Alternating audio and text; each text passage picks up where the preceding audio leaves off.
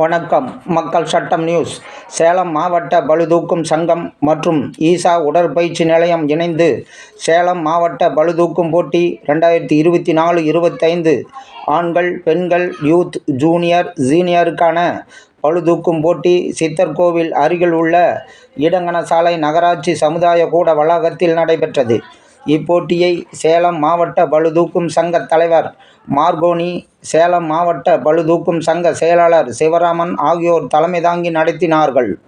இதில் சேலம் மாவட்ட பளுதூக்கும் சங்க துணை செயலாளர் சண்முகம் அனைவரையும் வரவேற்று வரவேற்புரையாற்றினார்.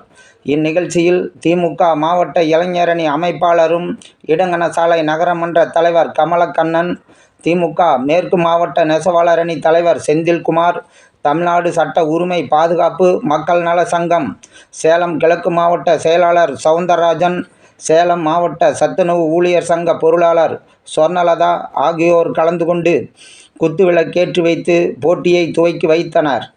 பளுதூக்கும் போட்டிக்கு சிறப்பு அழைப்பாளர்களாக Salem southern railway Saminathan, SNR Silvers Nataraj, கம்பி machine Manivannan, gym Sakthivel, Thandu Mariamman gym Saravanan, Anjaneyar sports academy Gnanavel, Kanjamalai gym Selvaraj ஆகியோர் கலந்து கொண்டனர். மேலும் இந்நிகழ்ச்சியில் மாநில நடுவர்கள் தூத்துக்குடி மாவட்ட பளுதூக்கும் சங்க செயலாளர் சுடலைமுத்து சுப்பிரமணி, தூத்துக்குடி மாவட்ட பளுதூக்கும் சங்க தலைவர் சொர்ணமுத்து ஆகியோர் கலந்து கொண்டு சிறப்பித்தனர். இந்த மாவட்ட அளவிலான பளுதூக்கும் போட்டியில் 100க்கும் மேற்பட்ட வீரர்கள், வீராங்கனைகள் கலந்து கொண்டனர்.